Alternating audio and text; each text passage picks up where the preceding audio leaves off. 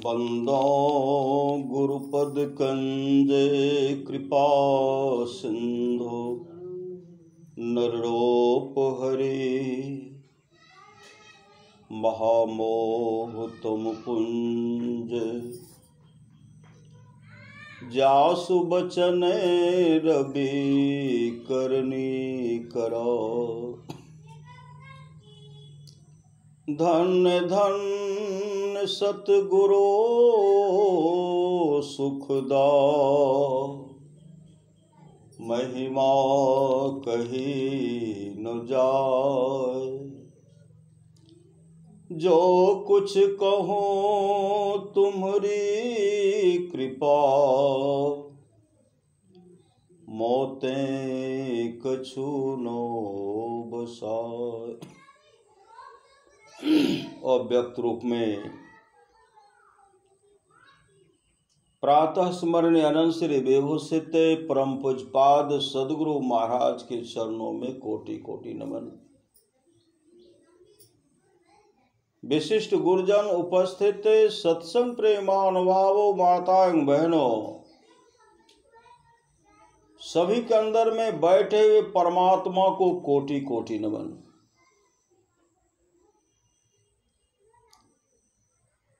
संत महात्मा लोग कहते हैं मनुष्य जीवन की सफलता भगवत प्राप्ति में है। यह तन बार बार मिलने को नहीं है। यह तन बार बार मिलने को नहीं है, इसलिए आगे की यात्रा के लिए जहाँ सब लोग चलेंगे उसका कुछ खर्च होना चाहिए। इसलिए आगे की यात्रा के लिए अभी से भगवत भजन रूपी धन संग्रह करो। संत कबीर साहब ने कहने की कृपा की, बार बार निर्दे नहीं यह वीर रे चेत सके तो चेत कहत कबीर रे।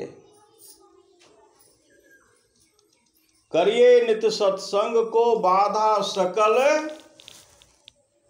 मिटा। कहते सत्संग नित कीजिए, बाधा विपत्ति जो भी है सकल बाधा सकल मिटा। जो भी बाधा है विपत्ति है मिटेगी। कहते हैं लेकिन सत्संग कीजिए। सत्संग से इहलोक और परलोक दोनों मंगल में हो जाता, मंगल में। इसलिए जीवन में सत्संग को अपनाइए। अमर मुनि का उपदेश है 100 काम को छोड़ करके स्नान करना चाहिए। प्रत्येक दिन ब्रह्म मुहूर्त में स्नान करना चाहिए हम तमाम सबको। बहुत आदमी 5 बजे करते हैं, अब करेंगे बहुत आदमी। श्री सदगुरु कुछ ऐसे हैं अभी करेंगे। यह स्नान हुआ मलेच्छ स्नान, राक्षस स्नान हुआ। इस तरह का जो स्नान करते हैं उस घर में हमेशा कलह होते रहता है। कलह, स्नान करने वाले भी शांति से नहीं रह पाते, उनका मन हमेशा विचलित होते रहता है। महापुरुष की वाणी है। इसलिए ब्रह्म मुहूर्त में स्नान सूर्य उदय होते होते और पहले कर लीजिए और अच्छा होगा। स्नान किए भर दिन का झमेला क्या हो गया, सब झमेला समाप्त। अब बहुत आदमी कहते जब तक स्नान नहीं करेंगे तब तक हम कुछ नहीं खाएंगे, और नहीं भी खाते हैं। विलम्ब होते होते गया, कोई करेंगे 12 बजे 2 बजे, इधर सब कुछ छूट गया। इधर कोई संकट नहीं, झमेला नहीं हो। सुबह में उठिए, शौचादि क्रिया से निवृत्त होइए, 1 बाल्टी 2 बाल्टी पानी लेकर के स्नान कर लीजिए। भर दिन फुर्सते फुर्सत। तब श्री सदगुरु उसमें भी ठंडा व्यवस्था गर्म व्यवस्था सब है न, पूरा एकदम होते रहता। तो सुबह में स्नान करना चाहिए। अब बाद में करेंगे तो बड़ा न समय पर जलपान हुआ न भोजन हुआ।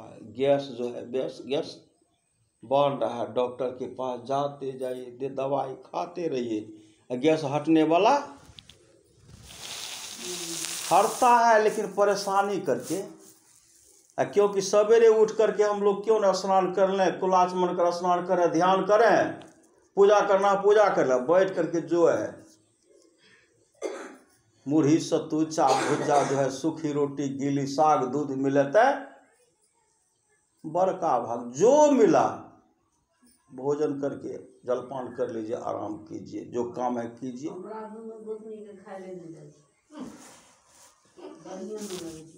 श्री सद्गुरु। हाँ, तो उतना ही खाइए जितना शरीर पचा सके, नहीं होता है। अब दे रहे हैं, बाद में धीरे धीरे, जब पहले अधिक खा लीजिएगा तो बाद में उसके प्रति श्रद्धे नहीं होगा कि और खाना चाहिए, इसलिए हिसाब से खाइए। श्री सद्गुरु। लेकिन सत्संग करने में खूब सत्संग सुनिए, सत्संग करने में सत्संग खूब सुनिए।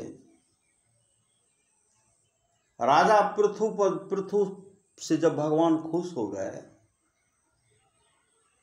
राजा पृथु को कहते हैं मांगिए, राजन मांगिए, आप क्या मांगते हैं। राजा पृथु क्या मांगे।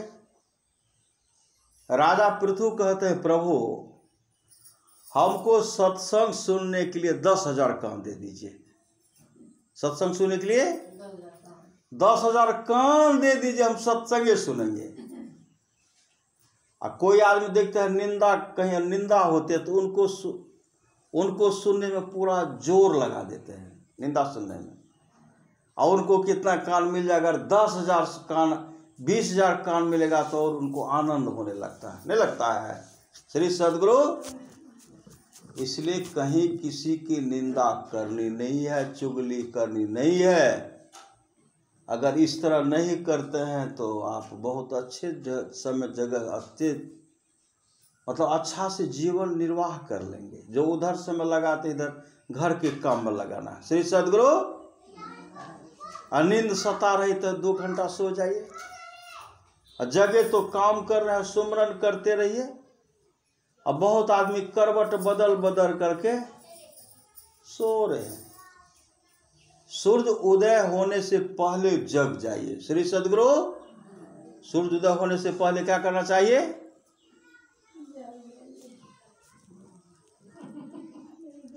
जग जाना चाहिए।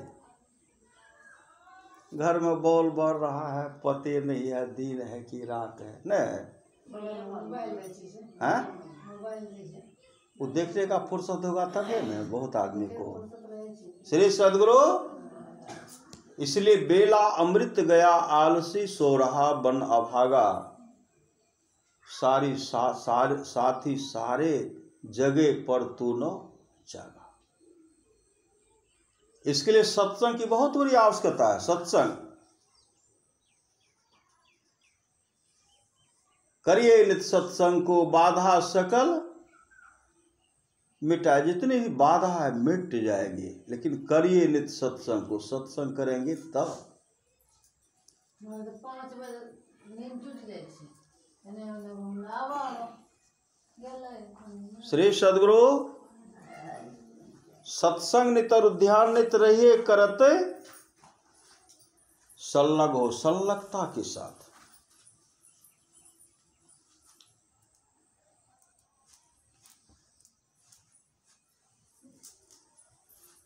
कार्तिक महात्म्य एक पुस्तक है, उसमें दिया गया है कांची नरेश राजा चौल। कांची नरेश राजा चौल था। एक बार वह क्या किए, मुदगल ऋषि को साथ में लिए, सिपाही को, मंत्री को, प्रजागण है और साजबाज के साथ कहाँ चले, विराट विष्णु विग्रह पर। भगवान विष्णु का बहुत सुंदर विराट मूर्ति, बड़ा मूर्ति था। और मंदिर गए, मंदिर में प्रवेश किए तो चढ़ाए भगवान विष्णु का जो मूर्ति था चरण पर सोना चढ़ाए, सोना चांदी चढ़ा करके चढ़ाए। तो चरण पर रखा हुआ बहुत चढ़ाए थे, राजा था, बहुत चढ़ाए। भीतर में राजा जा करके चढ़ा करके माथा टेक लिए, ऐसे माथा को झुका करके रखे हुए। और उसी बीच में एक भक्त था विष्णुदास प्रवेश कर गए।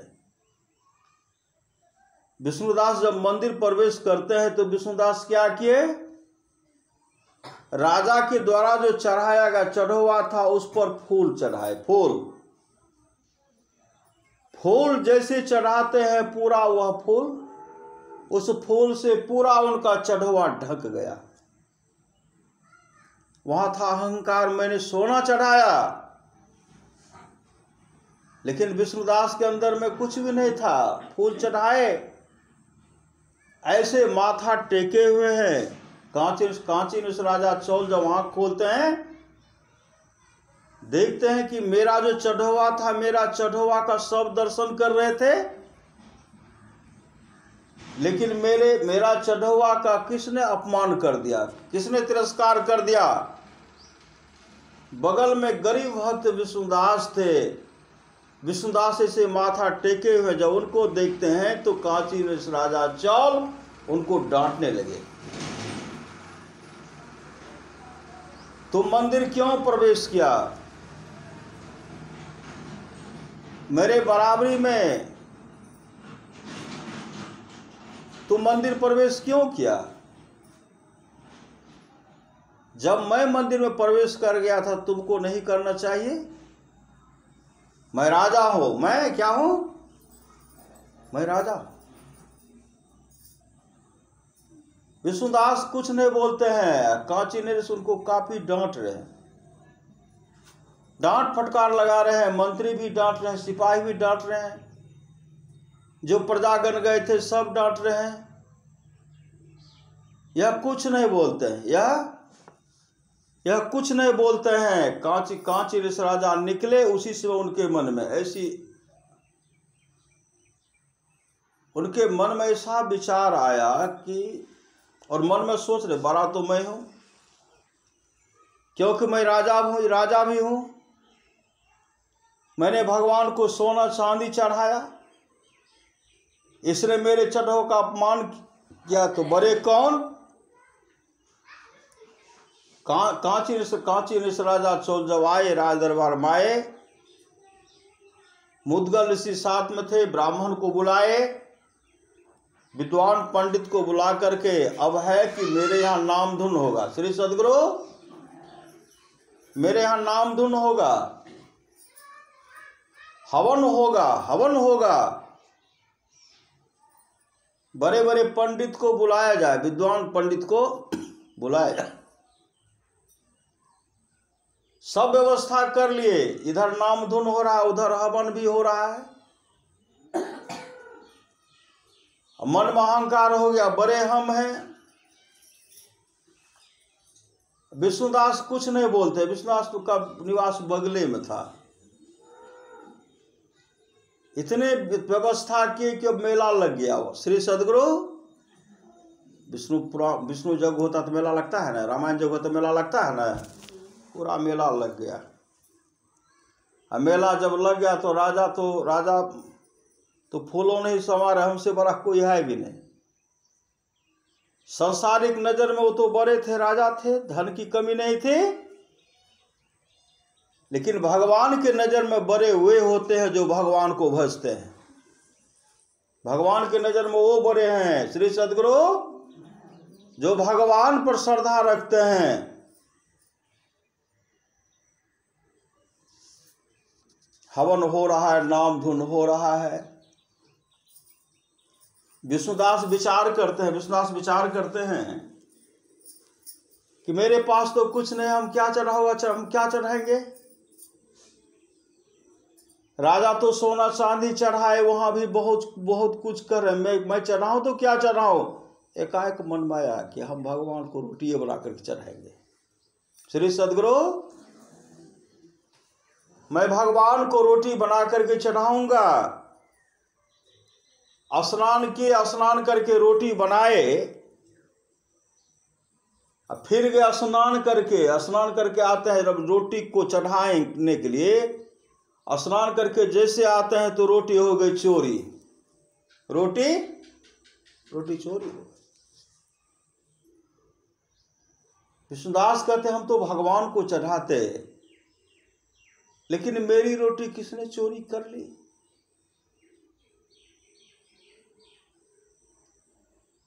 एक दिन चोरी हो गई, दूसरे दिन बनाते हैं, दूसरे दिन भी चोरी हो गई, छठे दिन तक रोटी बनाते हैं, छठे दिन तक रोटी चोरी हो गई।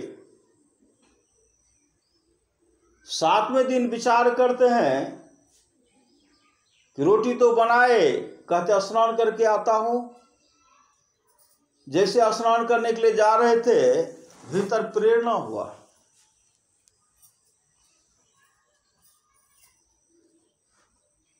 और कहते विष्णुदास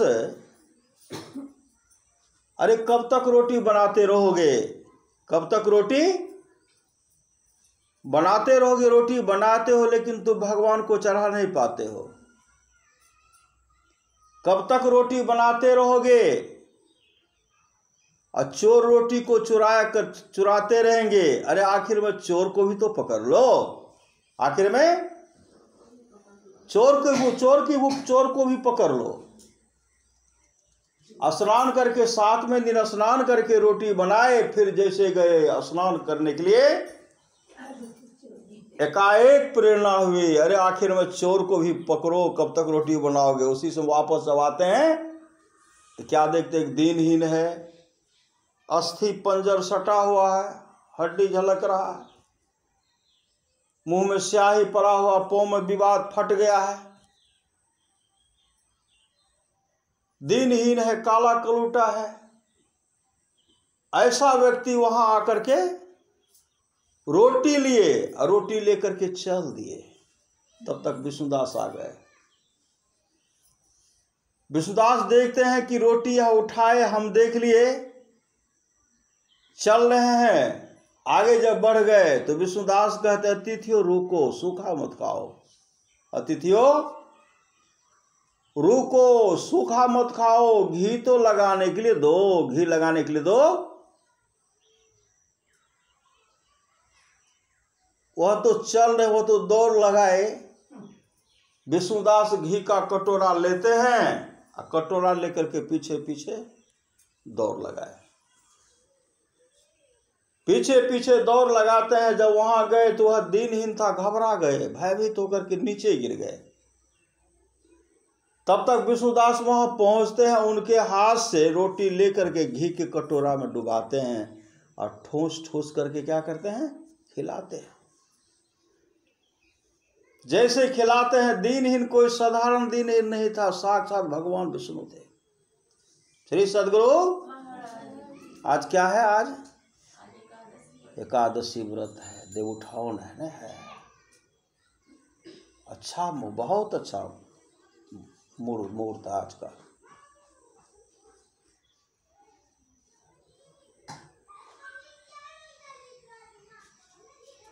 कोई दूसरे साक्षात भगवान विष्णु थे। नीचे में देखते हैं शंख चक्र गदा पद्म रखा हुआ है। भगवान विष्णु उठे और विष्णुदास को हृदय से लगा लिए। भगवान सबको हृदय से लगाएंगे। श्री सदगुरु एक गरीब के वश में, भगवान भक्त के वश में होते हैं, गरीब नहीं भक्त। भगवान भाव के भूखे होते हैं, जिनको श्रद्धा प्रेम है, जो श्रद्धा प्रेम से भगवान को भजते हैं, भगवान उनको याद करते हैं, भगवान उनको भजते हैं।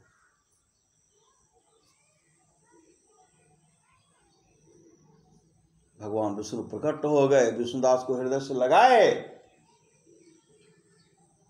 हृदय से लगाते हुए कहते विष्णुदास मांगो, क्या मांगते हो। विष्णुदास क्या मांगे, कुछ नहीं मांगे। मांगे क्या, आपके प्रति है इष्ट में, हे प्रभु आपके प्रति मेरा समर्पित भाव हो। जो प्रेम रस शाखा नहीं अमृत प्या तो क्या हुआ, आपके प्रति श्रद्धा प्रेम हो हमको, और कुछ नहीं चाहिए। उसी समय भगवान विष्णु का रूप और जो स्वरूप था वही रूप स्वरूप विष्णुदास का हो गया। भगवान विष्णु और उनमें कोई अंतर नहीं रहा। जो आभूषण भगवान विष्णु के पास है वही आभूषण जेवरात आज भक्त विष्णुदास के पास है। और बैकुंठ लोक से विमान आता है, विमान पर बैठा करके हरि कीर्तन करते हुए उनको लेकर के बैकुंठ धाम लेके चले गए। ये सत्संग का फल है, यह भाव श्रद्धा प्रेम का फल है। जो प्रेम रस, यह तो प्रेम की बात है। उधो बंदगी तेरे बस के नहीं है। और विष्णुदास का जीवन सफल और सार्थक हो गया। और भगवान विष्णु बैकुंठ लोक का पहला द्वारपाल उन्हीं को बनाए। कांची नरेश राजा चौल देख रहे थे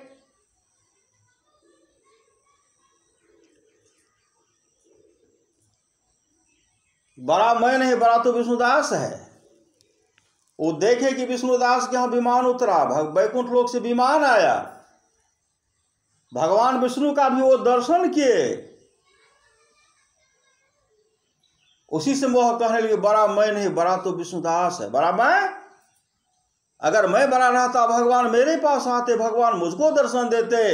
भगवान मुझको नहीं दर्शन देके गरीब को, एक श्रद्धालु को, एक भक्त को दिए। बड़ा मैं नहीं, बड़ा तो विष्णुदास है। कांची राजा चोल तब पता लगा है कि विष्णुदास पहले से क्या करते थे। पहले से भगवान विष्णु जो उनको दर्शन दे दिए, बैकुंठ लोक लेके चले गए, तो पहले क्या करते थे पता लगाए तो विष्णुदास पहले से अपने जीवन के बागडोर को सदगुरु के हवाले किए थे। सत्संग नित्य और ध्यान नित्य करते रहते थे। इससे प्रसन्न होकर के भगवान उनको दर्शन दिए। कांची नरेश उधे उसे दिन निकलते हैं, संत सदगुरु के पास गए, उनसे भजन भेद लेकर के मुस्तैदी के साथ ध्यान भजन करने लगे। लेकिन हवन हो रहा, हवन हो रहा है, हवन हो रहा है। संजोग से एक दिन ऐसा था, कांची राजा चौल विचार करते हैं आज अगर भगवान हमको दर्शन नहीं देंगे, आज हम अग्नि कुंड में छलांग लगा देंगे।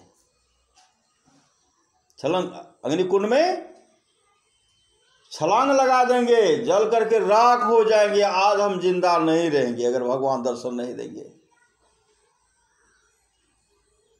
उसी समय इतने श्रद्धा प्रेम से पता लगाए थे, वो अपने जीवन के बागडोर को सदगुरु हवाले किए थे। तब कांची राजा चौल संत सदगुरु से भजन भेद लिए।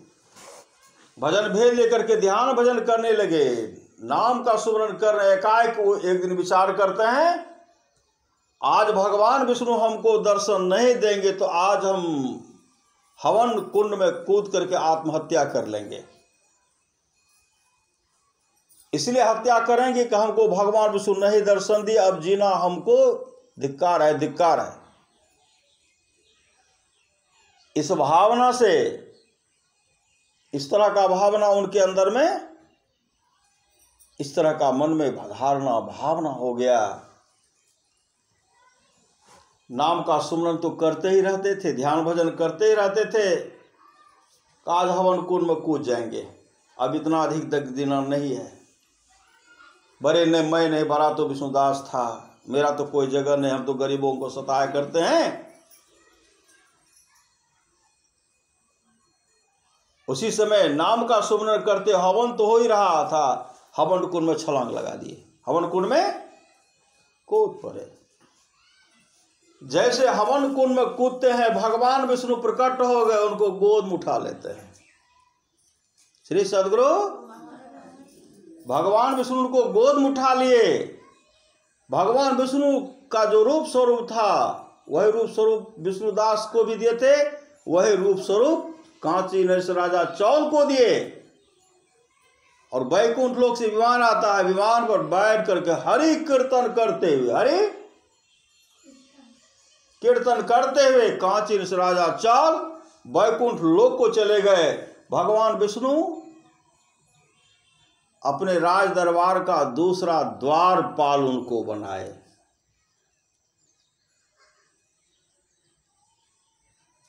इसलिए संत महात्मा लोग कहते हैं सत्संग ने तो ध्यान नित रहिए करत संलग्न, संलग्नता के साथ सत्संग और ध्यान कीजिए, इससे बहुत बड़ा लाभ होगा। परमाराष्ट्र महाराज कहते थोड़ा सा भी सत्संग करो बड़ा लाभ होता है। जितना लाभ की बहुत धन के मिलने, बहुत विद्या के पढ़ने से होता है, उतना लाभ सत्संग से होता है। आज कांची नरेश का जीवन बन गया। भगवान विष्णु क्या किए, विष्णु लोक का दूसरा द्वारपाल बनाए, दूसरा द्वारपाल। सत्संग से बहुत बड़ा लाभ होता है। राजा कवास के 21 पीढ़ी तक का राजा नरक में पड़ा हुआ था सत्संग के प्रभाव से। एक ही दिन में उनके वंशज राजा कवास के 21 पीढ़ी तक का राजा नरक में पड़ा था। कोई दान पुण्य, कोई सत्संग, कोई भजन नहीं।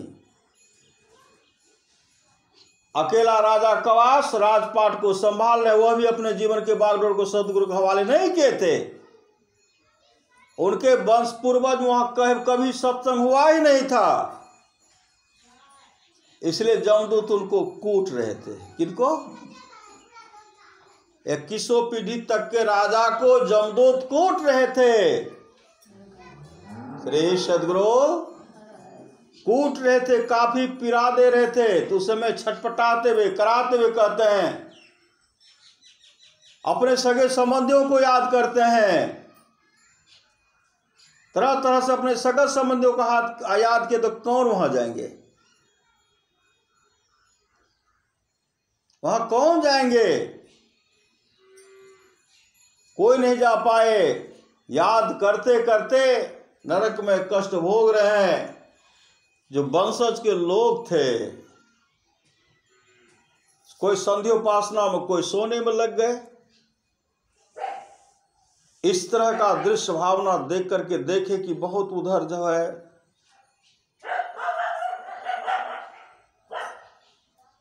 वहां बहुत कष्ट हो रहा है। मुगदर क्या करते हैं? मुगदर से जमदूत पिटाई कर रहे हैं, चीख रहे, चिल्ला रहे हैं। राजा कवास के बारे में विष्णुदास जमराज कहते हैं, तुम्हारे वंशज के लोग कोई सत्संग कराएंगे तुम्हारा उद्धार हो जाएगा।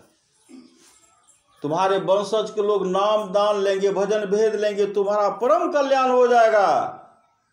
21 पीढ़ी तक का राजा स्वप्न आकर के, जैसे हम लोग सपना देखते हैं ना, जिसको कभी नहीं देखे उसको देखते हैं ना, नहीं देखते हैं।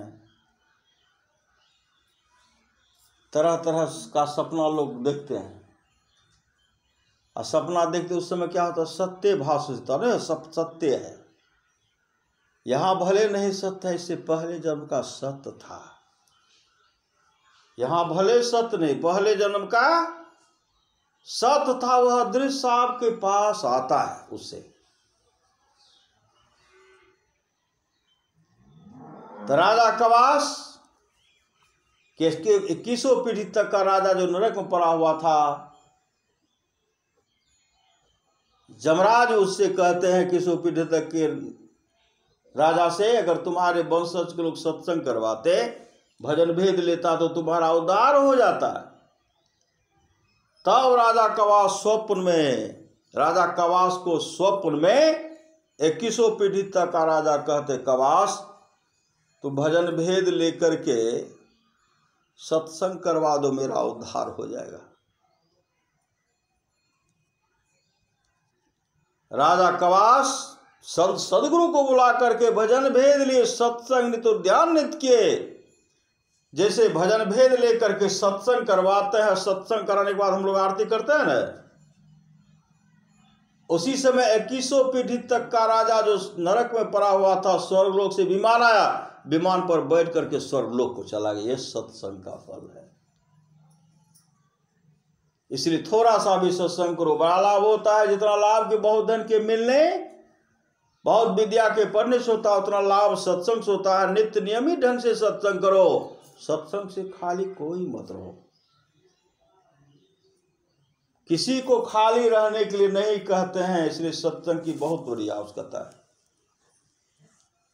संत कबीर साहब कहते, मैं तो आन परी चोरन के नगर, सत्संग बिना जिए तरसे। बहुत ऐसे हैं जिनके मन में सत्संग कराना चाहिए, सुनना चाहिए, लेकिन कुछ ऐसे परिवार है जिनको मौका ही नहीं देते हैं। क्या कहते हैं, बैठल चुपचाप, दरवाजा पर बैठो चुपचाप, कोई कुछ नाम नहीं लेना, छिप करने के लिए नहीं देते हैं।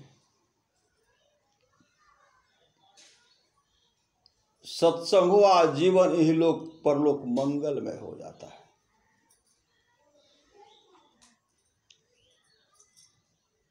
अभी सुन रहे थे, राम स्वरूप तुम्हारा वचन अगोचर, बुद्धि पर अभिगत अकथ अपार, नेति नेति नित्य निगम का। भगवान राम वाल्मीकि जी से कहते, मैं कहाँ रहूं, आप मुझे जगह बताइए। वाल्मीकि जी महाराज क्या कहता, आप जहां किस जगह नहीं है, आपके बिना कहाँ खाली है, वो आप कहिए तो हम आपको बता देंगे। भगवान के बिना एक तिल भी खाली है, हैं? सर्वत्र भगवान रमे हुए हैं। लेकिन अंत में वाल्मीकि जी कहते हैं, जो गुरु को गुरु में अधिक श्रद्धा करते हैं, सबको छोड़ करके आप ही के प्रति प्रेम है, श्रद्धा है, उसके मन मंदिर हृदय में निवास कीजिए। तो हम लोग जो सत्संग करते हैं, एक ही सत्संग का फल है। जिनके निमित्त कर रहे हैं उनको शांति मिलती है इससे। आज का सत्संग कैसा सत्संग है श्री सद्गुरु? यह सत्संग पुण्यतिथि के अवसर पर रहा, पुण्यतिथि के अवसर पर। और कहते हैं, जिनके प्रथम पुण्यतिथि पर सत्संग होता है, ऐसे प्राणी जब नरक में पड़े हुए हैं, नरक से निकल करके स्वर्गलोक को चले जाते हैं। तो बराबर सत्संग इस घर में होता ही है, नहीं होता है? बराबर सत्संग होता रहता है। जो सुनते उनको लाभ, जो शरीर संसार को छोड़ करके गए उनके निमित्त सत्संग करते तो उनको भी लाभ मिलती है, उनको भी लाभ होती है। सब काम करते हुए संसार के काम में संसार का काम भी कीजिए। या हम कहिएगा कि खेती नहीं करेंगे तो भूखे रहेंगे, नहीं कह रहेंगे। खेती भी कीजिए, सब काम कीजिए। गुरु महाराज कहते नौकरी भी कीजिए, खेती भी कीजिए, और समय निकाल करके सत्संग भी कीजिए। सत्संग को पीछे कर देते, नहीं कर देते श्री सद्गुरु? सत्संग को पीछे, काम को क्या करते आगे आगे। एक काम ये छूट जाएगा, वो छूट जाएगा। कर रहे हैं, फिर काम हो रहा, छूट रहा है। तन काम में मन राम में, सुरत राखु जहां कृपा निधाना। हमेशा अपने आप को वहां टिका करके रखिए, अपने दृष्टि को भावों के बीच में टिका करके रखिए। इहलोक परलोक दोनों मंगल में होगा, आनंद ही आनंद होगा। तुम आत्मा की शांति हेतु जो हम लोग सत्संग करवा रहे हैं, परमाराष्ट्र वहां से प्रार्थना करते हैं, सद्गुरु वह आत्मा जहां कहीं भी, उस आत्मा को आप शांति प्रदान करें। श्री सद्गुरु उस आत्मा को आप शांति प्रदान करें। शांति मिलती है।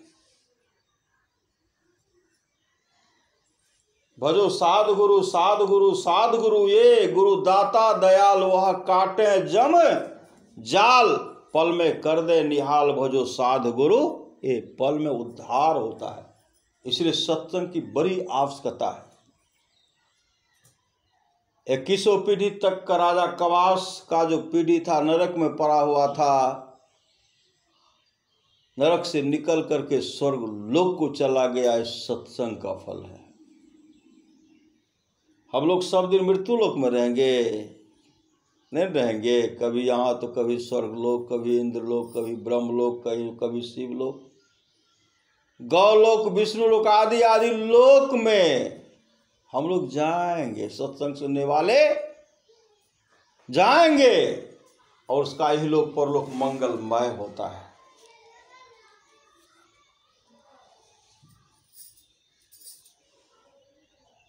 संत कबीर ने कहा, नाम सुमन नर बावरे तेरी सदा नहीं दया रे। पागल, नाम का सुमन करो। नाम सुमर नर बावरे तेरी सदा न दया रे। या माया को कौन की केकरे संग लागी रे। गोदरी से उठ जाएगी चित्त चेत अभागी रे। सोने की लंका बनी भय धूर की धानी रे। सोई रावण की साहिबे छिन माही बिलानी रे। इसे नाम का सुमरन करने के लिए कहते हैं। बलि विक्रम बेनु दधीचि गए, पारथ गए जिन भारत ठाना, बाली गए बलराम गए, जिनके कखरी दंश कंठ लुकाना, गए दुर्योधन जंग जुड़े 64 कोस तक छत्र समाना। धरा का प्रमाण यही तुलसी, फला सुझारा बरा सुबुताना।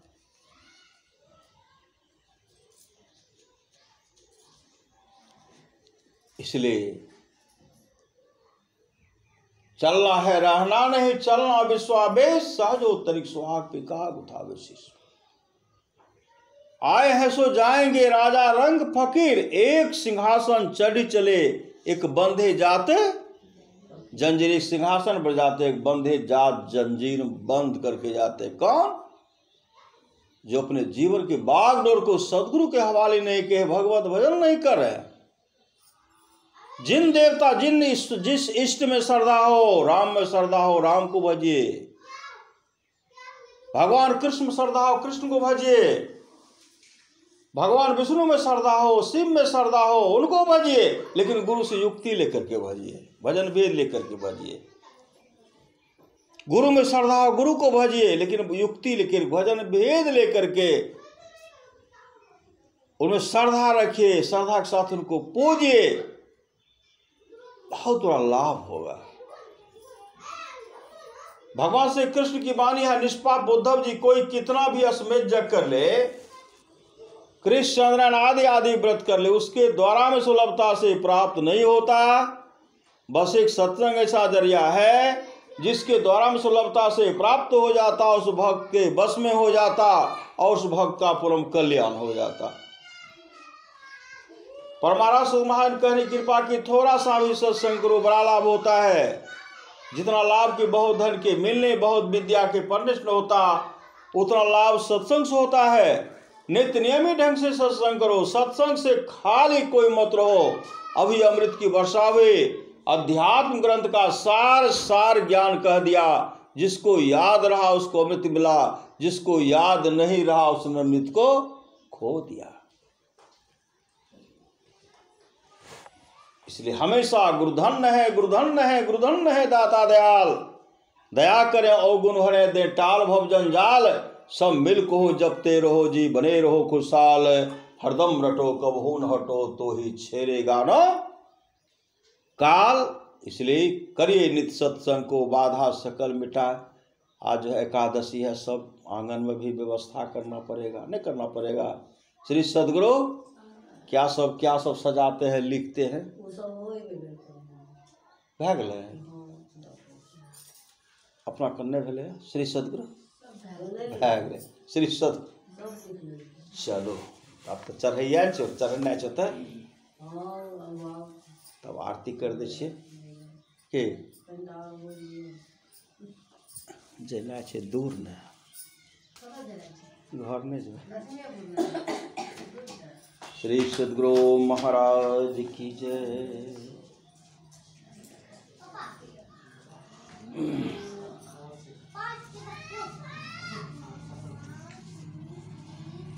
गुरु धन है गुरु धन है, गुरुधन दाता दयाल। दया करे और गुण हरे, दया करे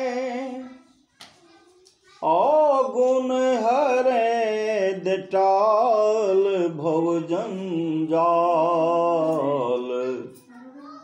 गुरुधन है, गुरुधन है, गुरुधन दाता दयाल।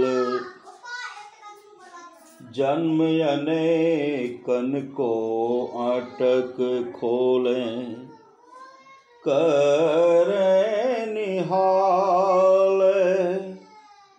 जन्म अनेकन को अटक खोले, करे निहाल। गुरुधन है, गुरुधन है, गुरुधन दाता दयाल।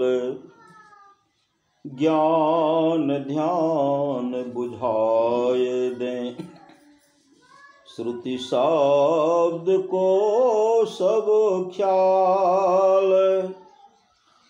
ज्ञान ध्यान बुझाए दें, श्रुति शब्द को सब ख्याल। गुरुधन है, गुरुधन है, गुरुधन दाता दयाल। ज्ञान ध्यान बुझाए दें, श्रुति शब्द को सब ख्याल। ज्ञान ध्यान बुझाए दे, श्रुति शब्द को सब ख्याल। गुरुधन है, गुरुधन है, गुरुधन दाता दयाल। गुरु बिने प्रभु मिलते नहीं, ऐसा बड़ा मजाल। गुरु बिने प्रभु मिलते नहीं, ऐसा बड़ा मजाल। गुरुधन है, गुरुधन है, गुरुधन दाता दयाल। प्रभु गुप्त हैं, गुरु प्रकट हैं, है एक ही दयाल। प्रभु गुप्त हैं, गुरु प्रकट हैं, है एक ही दयाल। गुरुधन है, गुरुधन है, गुरुधन दाता दयाल।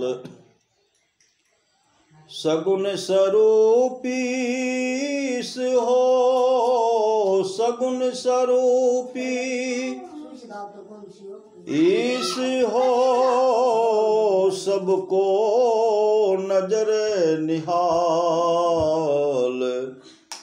गुरुधन है, गुरुधन है, गुरुधन दाता दयाल। सब मिले कहो जपते रहो जी, बने रहो खुशहाल।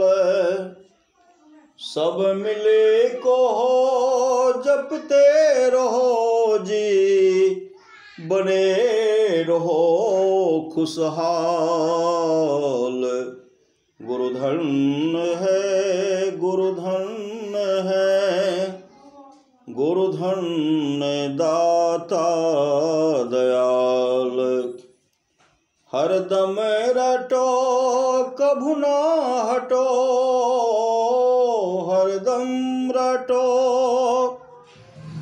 कभू ना हटो तो ही छेड़ेगा नौकाल। गुरुधन है, गुरुधन है, गुरुधन दाता दयाल। श्री सद्गुरु महाराज की जय।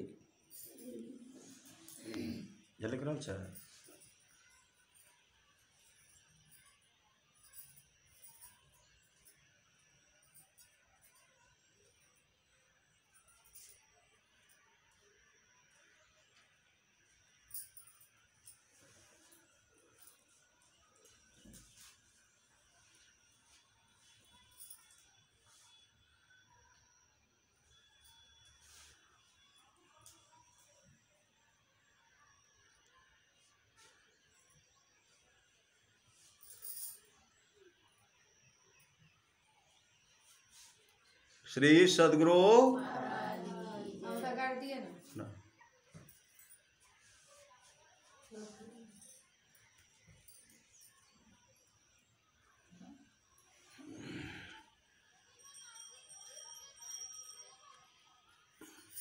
श्री सद्गुरु महाराज की